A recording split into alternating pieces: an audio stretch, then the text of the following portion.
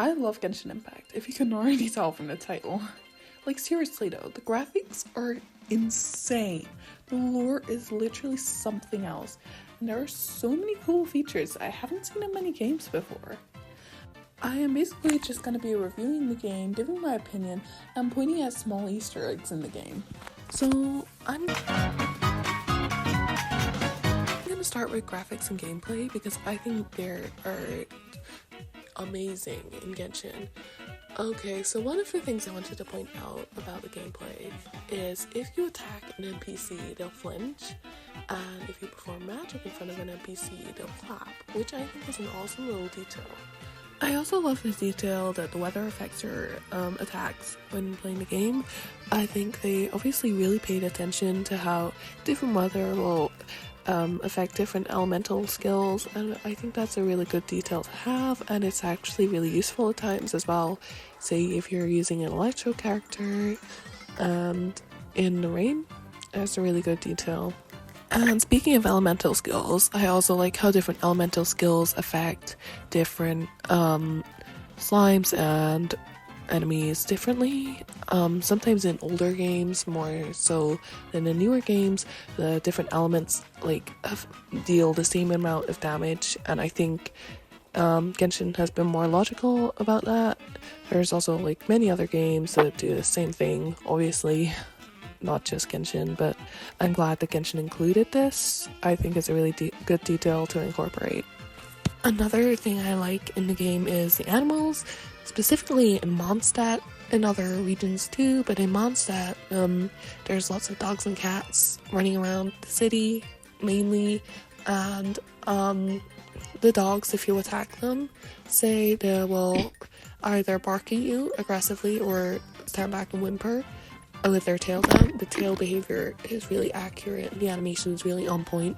And then same with cats, if you attack them, they will get an arched back, their hackles will go up, and their tail will puff out, and they will actually meow at you, and if you see, it will be an angry sounding meow, and their mouth will actually open. And I think how they've got so much detail in the animation is a really good thing. The problem I have with Genshin Impact is getting characters. You have a really low chance of actually getting near a 5-star or at least a 4-star even, which is why I prefer Honkai Star Rail in the aspect that it's easier to get characters. Especially given that characters help you with boss fights and actually make it easier to play the game, but Genshin is just making it harder by lowering your chance of getting good characters. The fact that you have to level your characters up a lot for Archon quests, and then it gets harder if you have to collect items. If you want to just get the Archon quest over and done with, or you want to experience it to its full, you want to just do the Archon quest. But if there's a boss fight you can't complete because your character is not on a high enough level, it's actually really annoying. But maybe that's just me. I also wanted to say that the environments are absolutely beautiful. These are a few pictures I took, just from random parts around the map in Genshin. So now I'm just going to summarize basically everything I've covered in the video and then give Genshin a mark out of 10. So basically what I've said is the backdrops are beautiful. The way they've animated the animals are beautiful. The fact that they have NPCs actually have movement and stuff is incredible. And the wishing system is annoying, very annoying, and hard to get good characters. A few other things I wanted to point out in Genshin were, one thing was the facial expressions. I think Honkai Star Rail, when you're interacting with characters on the main quests, the characters while they're talking actually have proper facial expressions, and in Genshin you don't see that as much. You do sometimes, but not as strong and prominent as the ones in Honkai Star Rail. And I also have to say that Genshin has really easy to follow lore, but it's amazing. It's really beautifully done. It has it's so engaging, and it's just once you have a little taste of it, you want to have more, which is why I think the demo version is really good, because I started with the demo version and I was just oh my god, I need this game. So then obviously I downloaded it, and now I'm obsessed. So overall, I give Genshin 9 out of 10.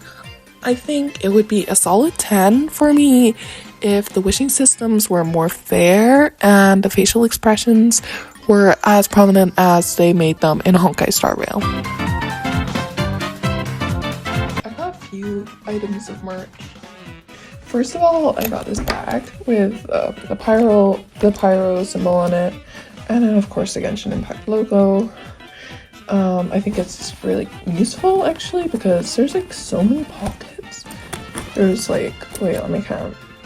9 pockets altogether. It's really good and really useful and actually really spacious as well. Like, I don't know if you can see, but there's like a lot of room in there. Second piece of merch I got. Not the actual laptop itself, but I got a bunch of stickers for it. I don't know if you can see. Wait, there. Sorry, this is around. And then the last bit of merch I got was a third earring. I'm honestly not sure any of this is official, but either way, it's cute Genshin merch. And the main reason I bought this bag was so I could actually keep my laptop in it. So I'm just gonna, never mind, tried and failed. It doesn't fit. Okay, anyway, I thought it would be quite useful to keep like art stuff in as well, like an art bag if you know what I mean. Like, you know, notebooks, tablet. You know, it's big enough to keep all my art stuff in, so why should I not keep it in? Anyway, thanks for watching. Bye.